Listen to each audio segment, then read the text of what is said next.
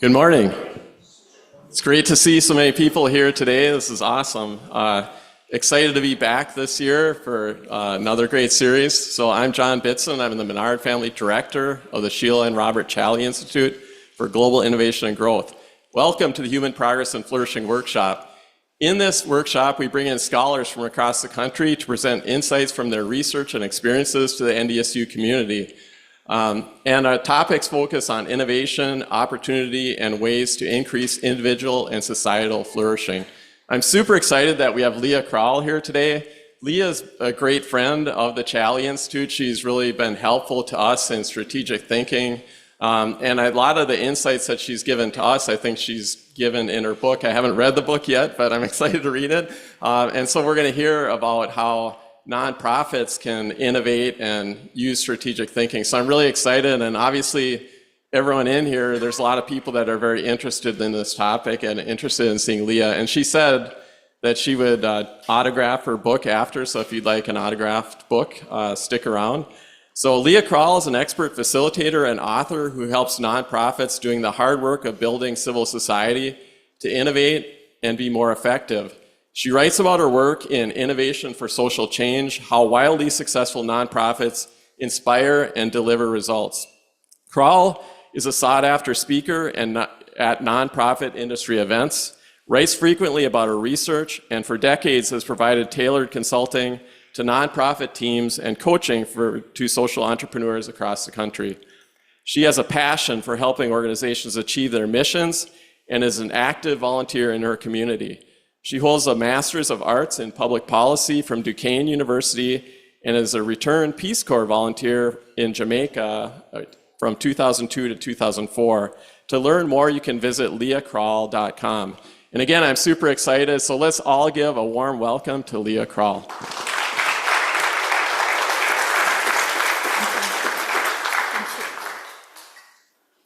Wow. Well, thank you so much, Sean, for that kind introduction, and thank you to the Challey Institute for inviting me today. I thought I'd start by just telling you a little bit about me and my story. So my career took some wild twists and turns.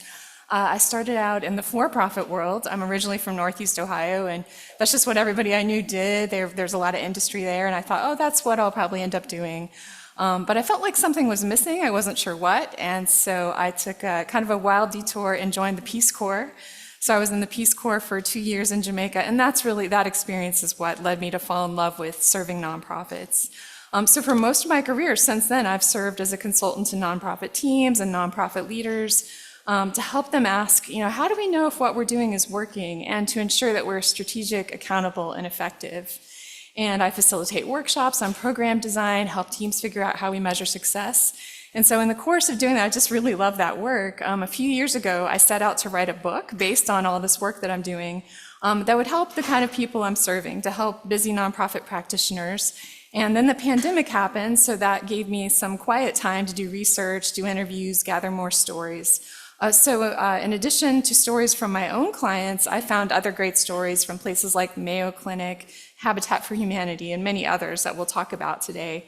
But gathering those stories of nonprofit innovation, successes, and importantly, failures, that took about 2.5 years, and I learned so much, and I'm really excited to share a bit about the book with you all today.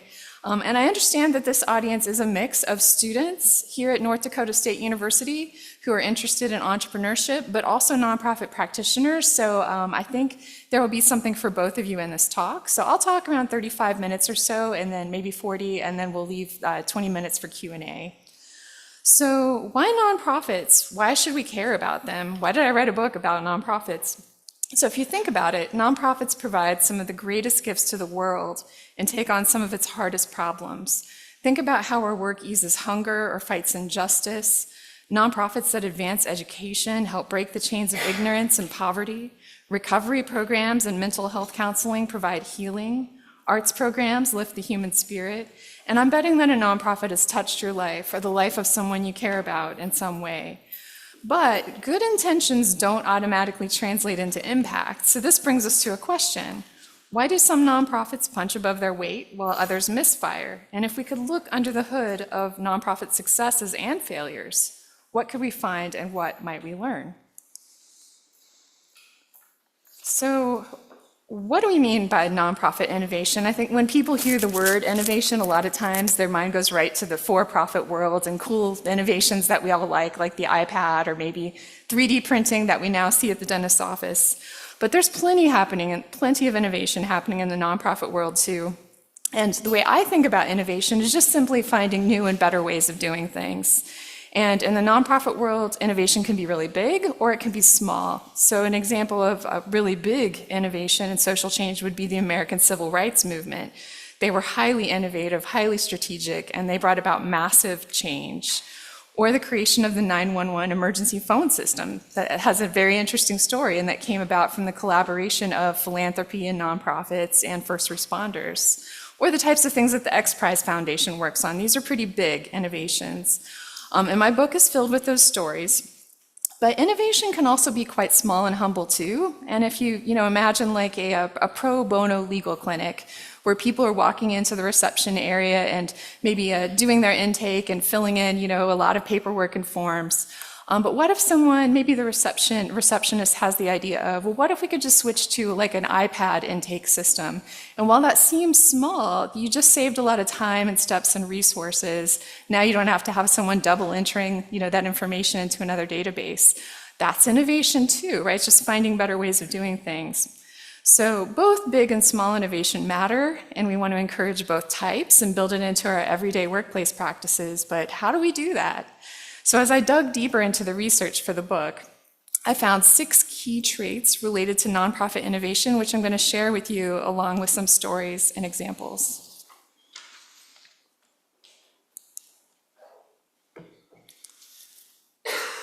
So the first trait is to be someone who identifies hidden needs, kind of like a detective. And there's a great story of this from Greystone Bakery. They're a workforce development nonprofit in Yonkers, New York. And the team at the bakery wanted to take on some of those hardest cases of the chronically unemployed and even homeless people. And they work really hard to understand the problem they're trying to solve. So their founder is an aeronautical engineer and a really smart guy. And he was so dedicated to this idea that he experimented with actually living on the street for a few weeks. He wanted to better understand these clients that they were serving and walk in their shoes, and what he learned from these immersion experiences was really powerful. So based on his experience, the team set to work incorporating lessons from those direct observation on the street to inform every detail of their highly unusual and innovative business model to help people gain skills and find employment. For example, they created an apprenticeship program open to anyone. And the bakery has a first come, first served waiting list for a position, and no background checks or interviews are conducted. An on-site social worker helps employees solve problems such as stress management, transportation, childcare, subsidized housing, and referrals for drug rehabilitation. But make no mistake, it's a tough place. Sometimes fights break out at the bakery. 4 out of 5 workers are gone within a week or 2, but they can always sign up again.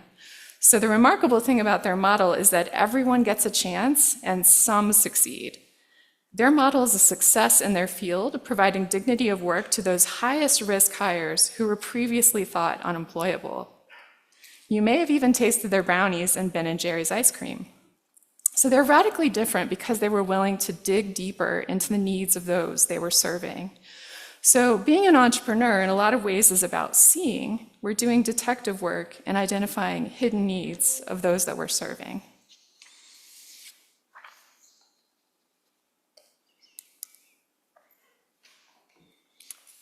Another trait is about ideating. We're asking courageous questions. It's good to start small but dream big. So there's a great example of this in South Africa.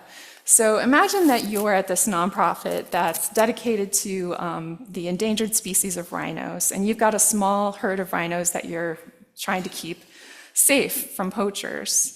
And poachers in South Africa are very clever, they're very smart, they have a lot of resources, there's money to be made. It's really kind of tragic, but so they will come in with night vision goggles and guns and poach the rhinoceroses for their horns. And so this is pretty devastating. And so you're on this, say you're working in this nonprofit and you're all just scratching your heads like, what can we do? We raise money that's hard to come by. We've got teams at night trying to patrol the grounds. This is very expensive. And then imagine if someone just kind of courageously raised their hands at this meeting and they're like, well, what if we relocated these rhinos to somewhere more remote, somewhere more safe? Well, that's a pretty radical idea, right? But the team heard this idea out, and they identified a place in Botswana, a different country, it's very remote, and they started looking at the costs. So rhinos weigh between 2 and 3 tons. They're dangerous animals. So you can imagine the looks in the room when someone proposes a pretty wild idea. But to their credit, they started really thinking about this. They realized the costs were about $50,000 to move one, but that actually might outweigh the costs of all the security forces that they were paying. So they gave it a try. They explored this wild, gutsy idea, and it worked. The herd has now grown from 70 to 130. So I think that's a great story.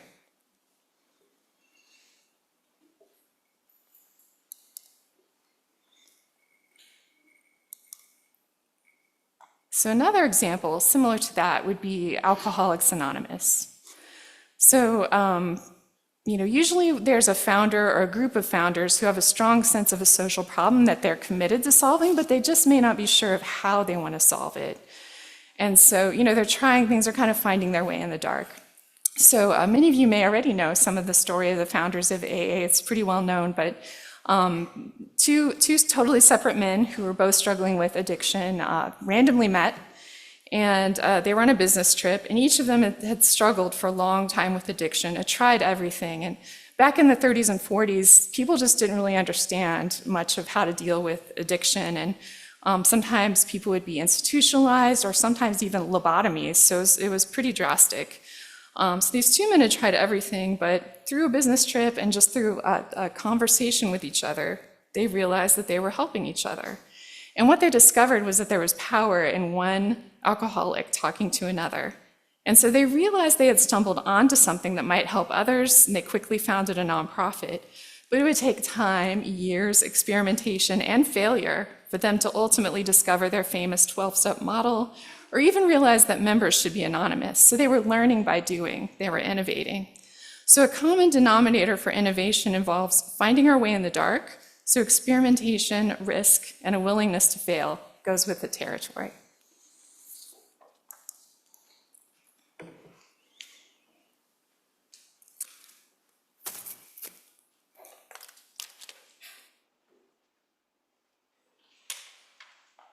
So one of my favorite stories is from Mayo Clinic. So Mayo Clinic is perhaps the best nonprofit hospital in the world.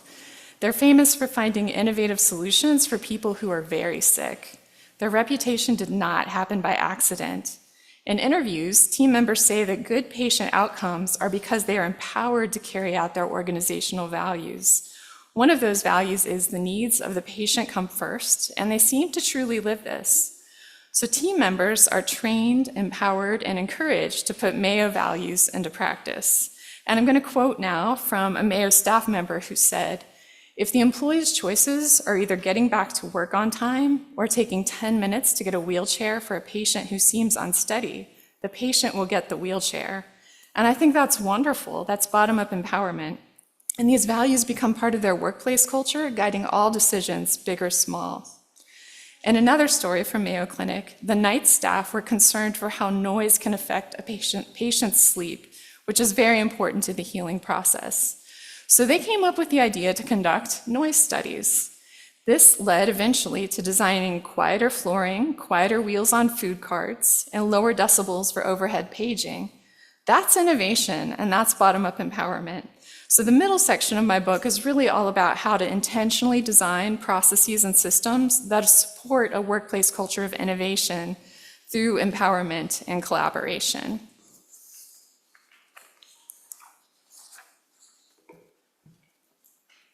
So trait number 4 is about experimentation. We want to create a collaborative workplace culture that leaves room for experiment and play, spontaneity and discovery. And a great story of this is World Reader. So World Reader is a nonprofit with a mission to bring digital books to disadvantaged children and their families. And when they launched back in 2010, they began several experiments at the same time. So in one experiment, they gave Amazon Kindle e-reader machines or tablets to a small group of elementary students in Ghana, like you see in the picture. And they were really excited, they were jazzed about this possibility. But what they found was that when the children would play during recess, the devices kept breaking. So they didn't expect that.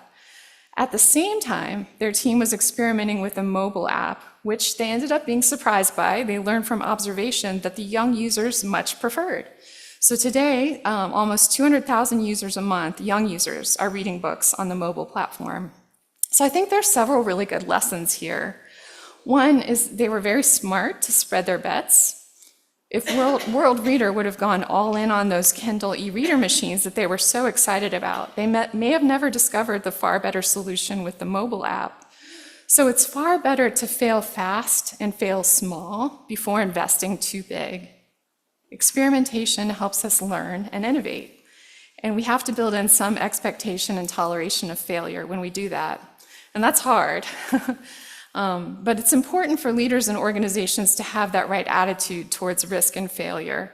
And there's a story I really love from the Hewlett Foundation. So the Hewlett Foundation offers a prize to their grants officers and encourages them to share what they called the worst grant from which you learned the most. And I think they offer a silly door prize, and they gather the team together and they openly discuss their failures. And I think that's great, right? So it takes the pressure off and allows us to be honest and even laugh at ourselves. And one of my nonprofit clients has a board that encourages them to take risks and experiment. And they tell them, hey, it's okay to fail as long as you're learning and you can explain. And I think that nonprofit would actually be in a lot of trouble if they didn't bring stories of failure and risk-taking to their board. So based on what we learned from those experiments and failures, we can start to learn about what actually works. And so through collaboration, we can draw out these good ideas from our colleagues and stakeholders and design smart experiments that help us make the best use of our resources.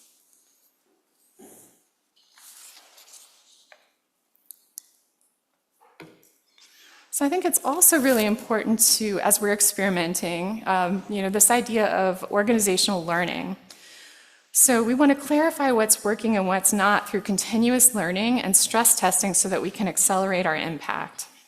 So Dr. Martin Luther King Jr. writes about the early days and the civil rights movement in his autobiography. And if you haven't read that, I highly recommend it. It's a beautiful book. But he describes how they started small with just a small group of dedicated leaders and volunteers and really no financial resources. And he describes their experiments with working to overturn terribly unjust Jim Crow laws in places like Selma, Montgomery, and Albany, Georgia.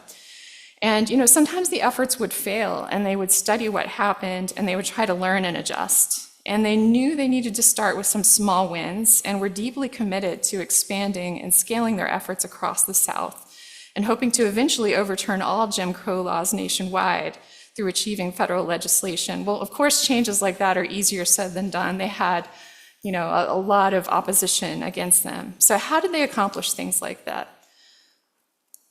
So bear with me. I'm usually told the rule is not to have so much text in a slide, but I just felt like this quote was so important.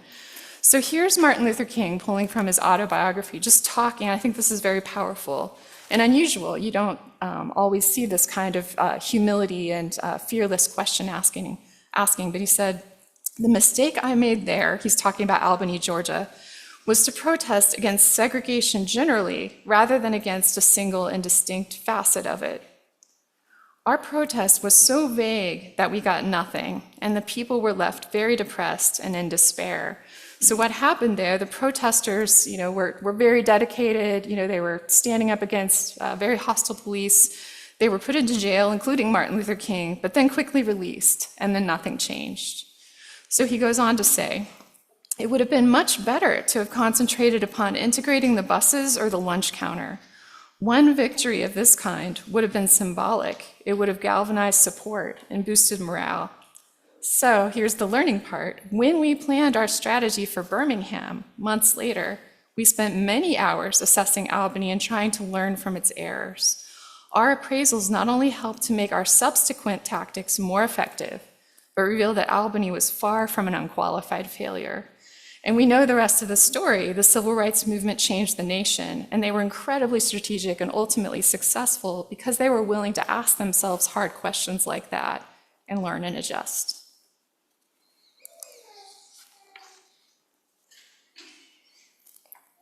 So then trait number 6, persuasion. We have to be really good at this in the nonprofit world. Kofi Annan, I love this quote, "Don't raise your voice, improve your argument."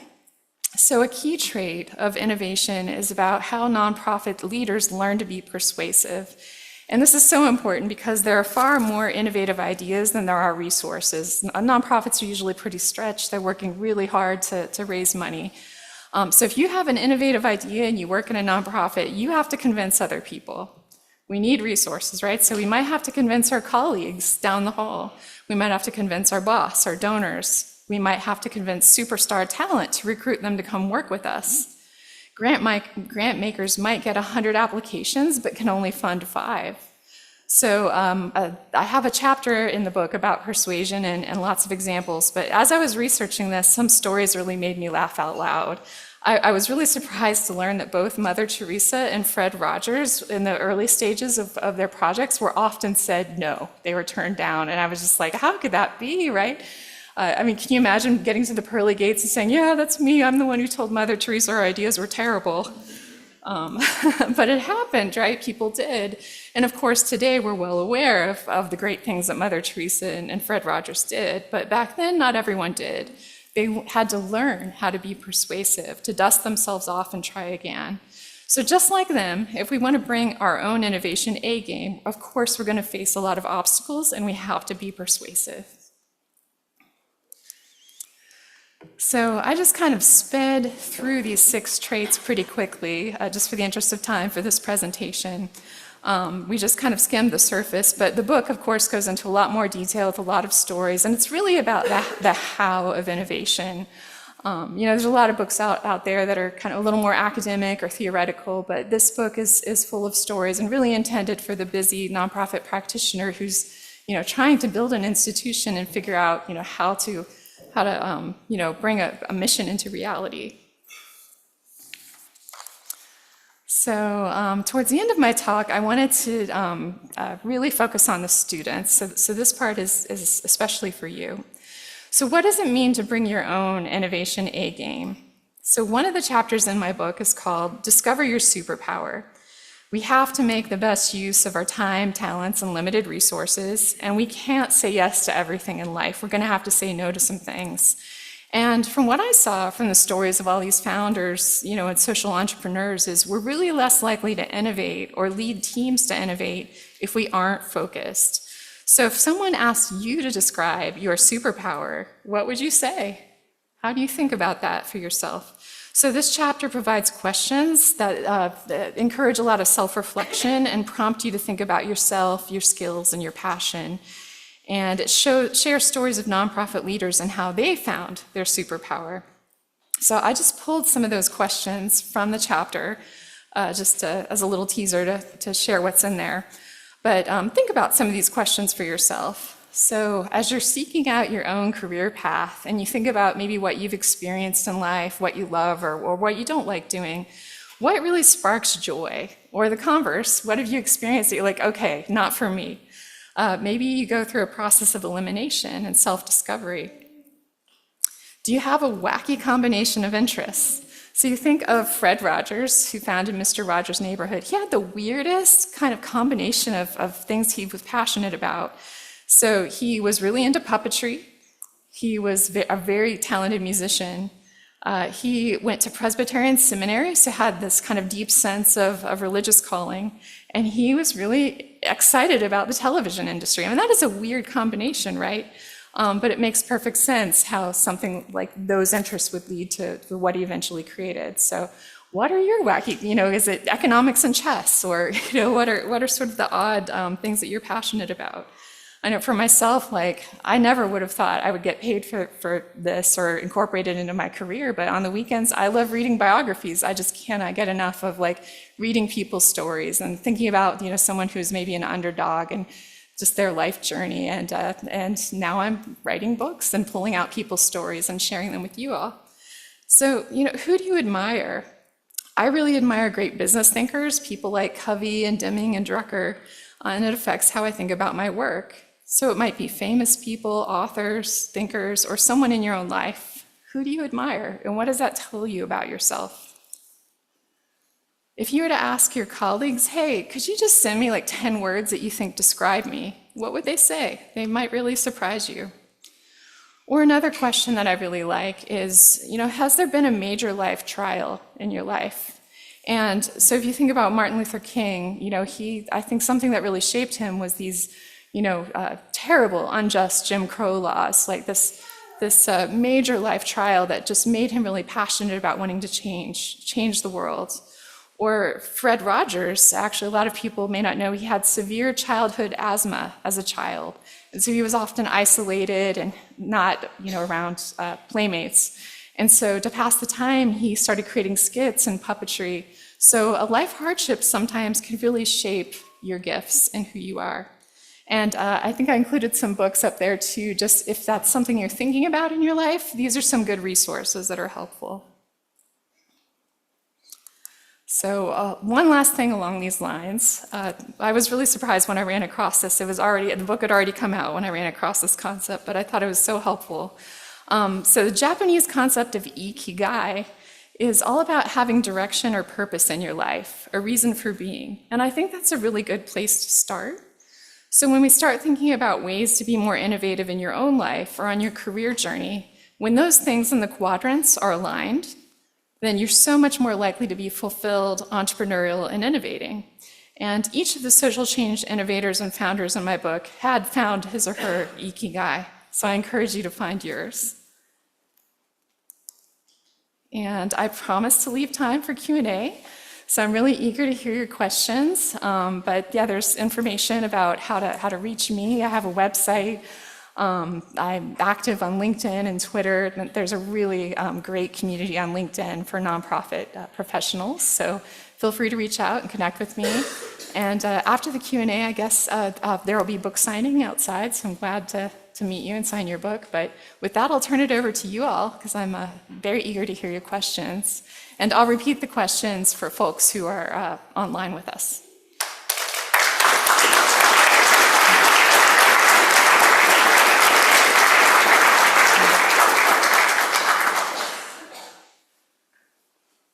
In the back. This isn't a question so much as an observation that these 6 principles are important in business also. Yes. There's absolutely no change. They're always useful to you in life, period. Thank you. Yeah, for the people online, the comment was that those 6 principles are very relevant in the for-profit world as well. I 100% agree with that. And when you get into the nuances of my book, that's where you'll start to see kind of the subtle differences between nonprofits and for-profits. But yeah, also government, right, or life in general. I think these kind of principles of entrepreneurship are relevant no matter where you are.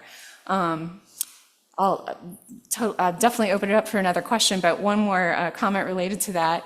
So sometimes nonprofits are really challenged with, you'll have a lot of board members sometimes will come from the for-profit world, really excited about successes there, and then just kind of have this well-intentioned desire to say, oh, well, this worked really well over here, now let's do this in the nonprofit world. And that can be a little hairy, and I'm really glad that I got to have a foot in both worlds. So I've experienced many things that I love about the for-profit world, but what I tried to do in the book was thoughtfully translate those things so that they make sense in a nonprofit environment. Nonprofits don't have profit.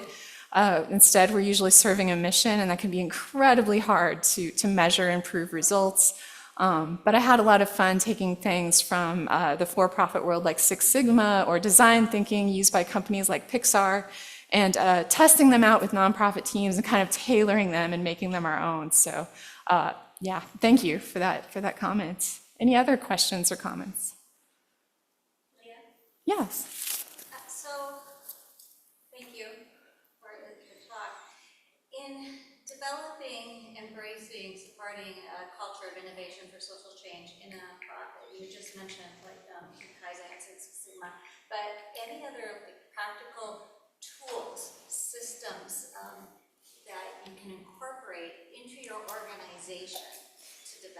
Definitely. Yeah, I'm a systems person. Like I mentioned, Deming is one of these really one of my intellectual heroes. Edward Deming is the father of quality systems. And yeah, I love all his things. So yeah, I'm a systems person. So the book, while I've shared a lot of stories with you, I've kind of wrapped those systems and processes in stories.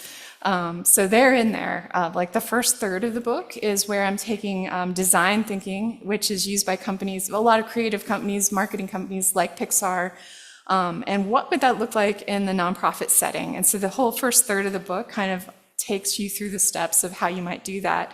And I'll be brief, but so the way I kind of made my own Leah version of design thinking that I tested with nonprofit teams is to break it into 4 questions.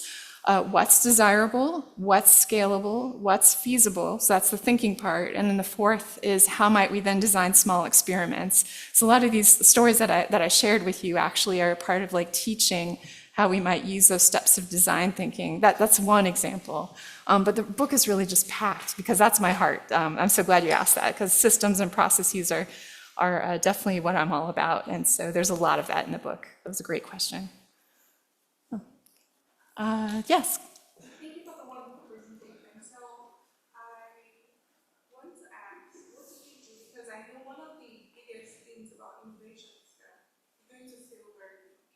So how do you handle this failure, especially when it's actually for like a social change?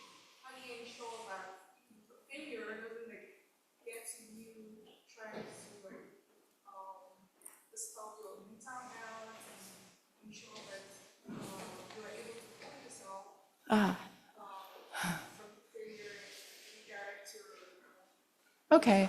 I think I heard maybe 60% of that, but tell me if I got this right. But I think you're asking, okay, so you're encouraging failure and experimentation. How do you keep from becoming demoralized?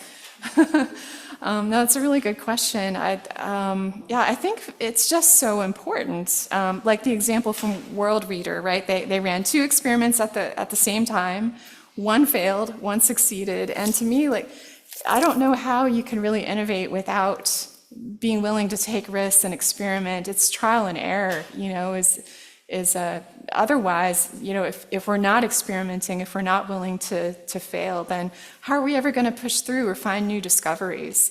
But an organization really has to have support from the top. If the leadership or board doesn't, has no toleration for risk, then it's probably not going to happen. But I use story after story in the book of how those kinds of risks and experiments led to something really good. So to your question of how do you keep from being demoralized, maybe like immersing yourself in those stories, so that can give you a lot of heart, right, and put wind in your sails. That's the best way I can think about it. And maybe if someone else wants to weigh in on that, I don't know. Yes. I'm sorry about to hijack you. So 2 things. First, I'm Professor Cross and I teach in our public policy program here. Everything she said is spot on. And I've got your book to read and I've got it in giving it. I stole an extra copy from the director of our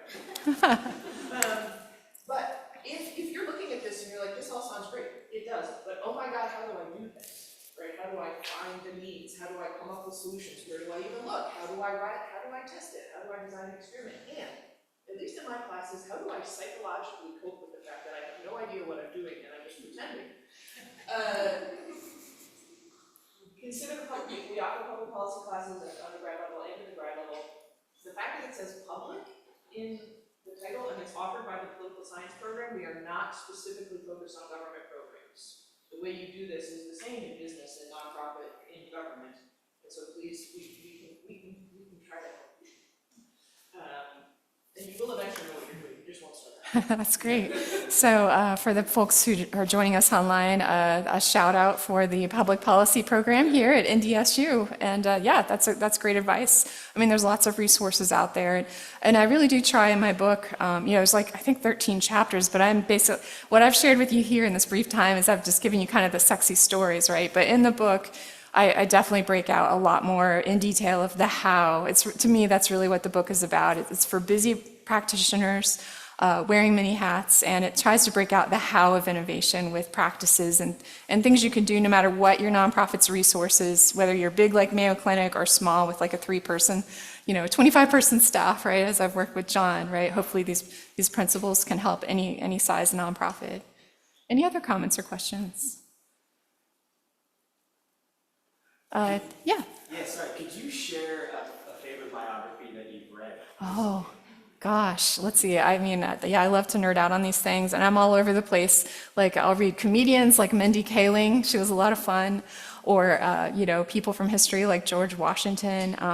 Some of them I did incorporate into the book, like, Fred Rogers, his story is so interesting, or Martin Luther King's.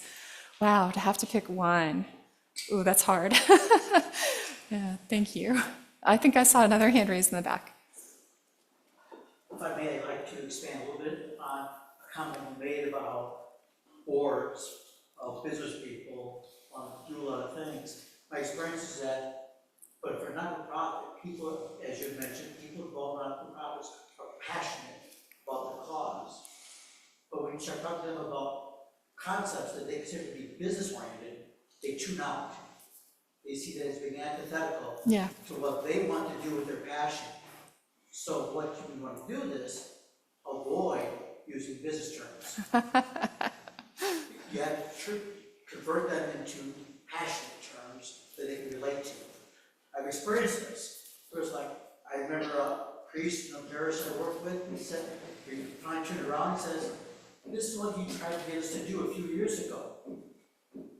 Yes, but Father, you didn't listen, you didn't understand. Keep away from the business comments, translate them into passionate comments.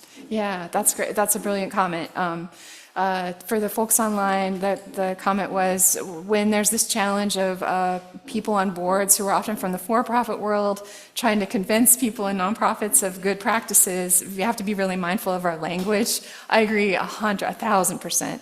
I do that myself too. Yeah, I've learned the hard way. Like, I remember just simply using the word strategy will turn people off, like people in nonprofits. Oh, why are you bringing that business speak in here, right? So, well, it's something they very much needed. I learned to say, okay, I won't say strategy. What's sort of the logic of how you want to get from your vision? So using logic instead of strategy would be, just one example. But I do that all the time, and that's a great insight. Do we have any? I don't know if there's a way to hear if there are questions from folks online. No. Okay. Great. Any other? Yeah. I have a question. So I know that you're very good at measurement. So I think one of the things that maybe is a complicating factor for nonprofits that isn't as much for profits is how do you measure success? And so, how do you know if you do an experiment, did I fail or not? Yeah. And how long do I continue to experiment before I know I should abandon it and go with something else? So could you just talk a little bit about the Yes. importance of measurement? Excellent. Yeah. So the question was, measurement and evaluation could be really, really challenging for nonprofits. So I have a whole chapter on that in the book, and I'll kind of tell you how it's laid out. But I think one of the first steps that we can do measurement in so many bad ways. And so there's a book called The Tyranny of Metrics, which I recommend to everyone I run across in nonprofits. This book, The Tyranny of Metrics, it's about a 4-hour read. And the author's really clever. He uses HBO's The Wire, like stories from the police and school system where metrics can go disastrously wrong, like things you don't want to do. Like you can measure the wrong thing, you can incentivize the wrong things, you can pay attention to the short term over the long term. Like, you can be patting yourself on the back for something that you think is really great when it's not. So there's all these ways that nonprofits, you need to be accountable, right? We can't just wink at our donors and say, trust us. So how do we do that, right? And so I start my chapter off by saying, yes, there are all these things we don't want to do, but then what should metrics do for us? And so to me, they help us answer this question of how do we know if what we're doing is working? To me, that's in essence, what metrics and evaluation can help us with. And then I go into a lot more detail and stories and examples of nonprofits doing it really well and not so well in that chapter. So I don't know if I answered your question, but yeah, that's a huge difference between the for-profit world and nonprofit worlds that makes nonprofits unique. So, Yeah, any other questions or comments? Yeah, in the back. Do you find more success with national organizations or with local organizations? I don't know if I've, the question was, have I personally found more success with national nonprofits or maybe small local nonprofits? Yeah, I don't know if I've seen a difference between the two. Like, so much, I think, has to do with that spirit of leadership and openness and some of those traits, that I described, that willingness to take risks and experiment and be entrepreneurial thinking. To me, that's the most important thing. But, they're all important. Nonprofits come in all shapes and sizes, all sorts of industries: hospital, education, social services. So yeah, I don't know if, so I've worked for 18 years at a really large, well, to me, large 200-person nonprofit, and they were super entrepreneurial. The Mercatus Center at George Mason University. So a lot of the stories I shared here were from them, and they're, to me, a larger nonprofit. But there's trade-offs in everything. As I have a chapter in the book on organizational design and how to think through the structure of your organization and thinking through trade-offs of large or small organization. So yeah, I feel like I meandered there a little bit, but that's my answer. Any other? Yes. Yeah, so I would like to know if in your book you came across something like a link between innovation and social change, or that social change leads to innovation. I just want to I heard a link between, but I didn't hear the rest. Innovation and social change. A link between innovation and social change? or that social change lead to innovation. Let's see. So yeah, in my book, so originally when I first started writing the book, I was just thinking about nonprofit effectiveness, because that was kind of the nature of the work I was doing with clients, just helping them think through strategy and evaluation. And but then as I started gathering the stories, what really jumped out at me were these, what I think of as innovation, like breaking through and finding new and better ways of doing things, inventing things, and I found that really exciting. Social change, like the example of the American Civil Rights Movement, I thought they were super innovative and strategic. They really did bring about social change, in their work. So I thought that story was probably one of the best of kind of widespread social change and how they did it. I also looked at other kind of large nonprofits that are pretty well known, like Habitat for Humanity. They've built many, many homes, right? So I'd consider that social change. And the book goes into their origin story, how they started, and with just a handful of dedicated founders, and kind of how they did that. So I don't know. I hope I answered your question. Yes. Can you speak to the lessons you learned working in the fields in Jamaica? Oh yeah, working in Jamaica. Yeah. So I included some of that in the book. The whole Peace Corps experience is so interesting, because in a way you're living almost like a missionary. You're serving a community that's very poor, so that poverty part is difficult and challenging. But at the same time, I saw a lot of kind of heroes rising to the occasion, and that changed me, that experience. And that's where my career took a turn. I'm like, I want to find a way to apply these good practices that I learned in the for-profit world, but I want to help these kind of heroic people trying to do good. So there's a lot of those stories in the book. Sometimes failure, like one of the stories was during our training in the Peace Corps, we were told, go into a community and just figure out something that they need and, make a work day and do something.